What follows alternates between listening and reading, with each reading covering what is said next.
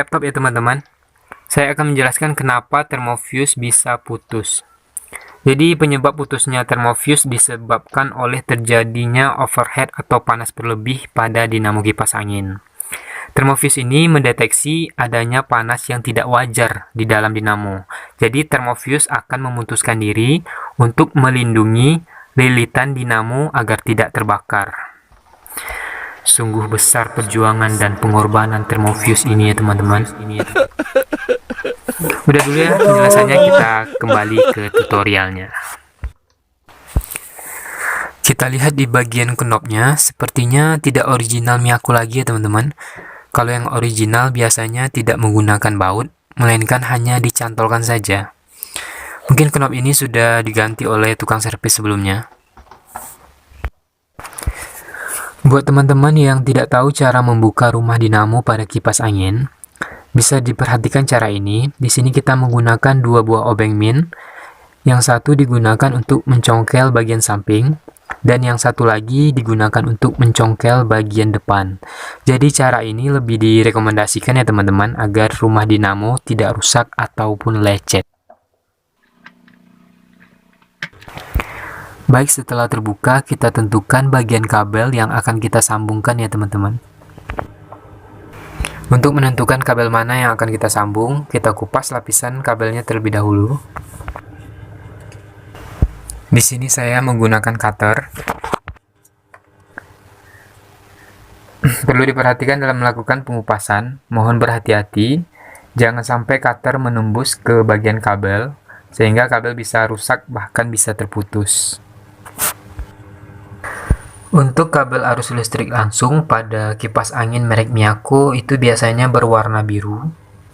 Jadi kita cari kabel yang berwarna biru.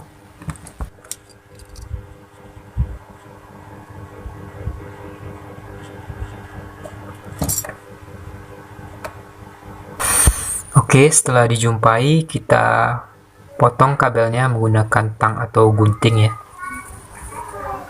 Kemudian kabel yang dipakai yaitu kabel bagian bawah yang terhubung dengan colokan ya teman-teman.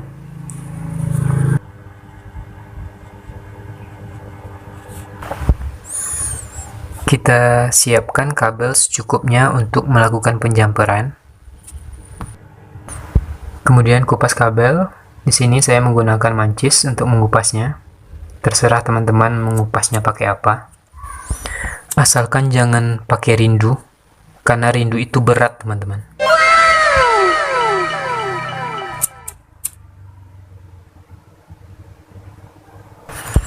Setelah dikupas, hubungkan kabel jumper ke kabel warna biru yang bagian bawah ya teman-teman. Jangan sampai salah.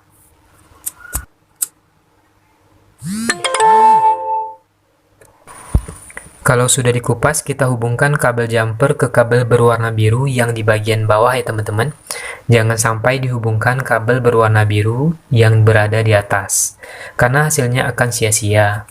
Arus listrik juga tidak akan bisa masuk ke dinamo, karena jalur kabel berwarna biru di atas sudah putus. Kemudian kita isolasi biar aman, agar tidak mengenai bodinya ya teman-teman.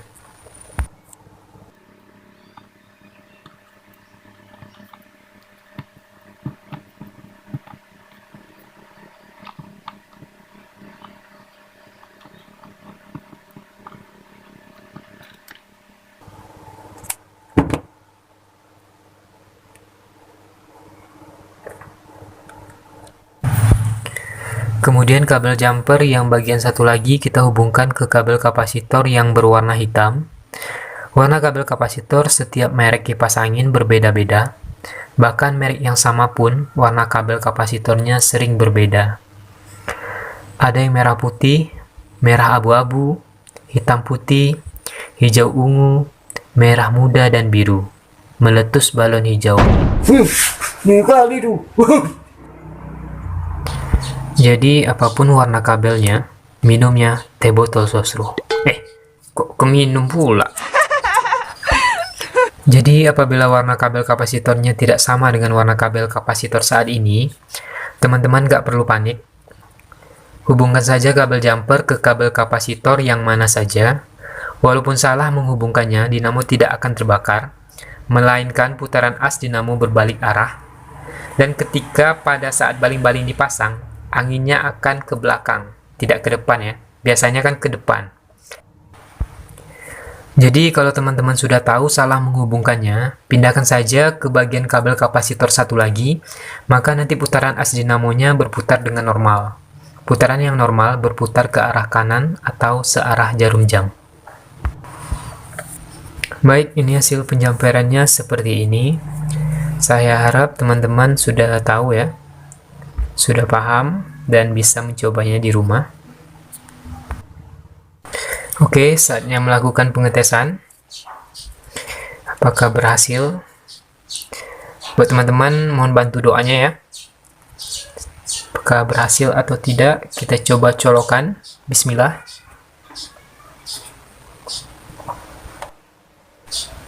Oke, alhamdulillah. Wow. Kipas anginnya pun sudah berputar kembali.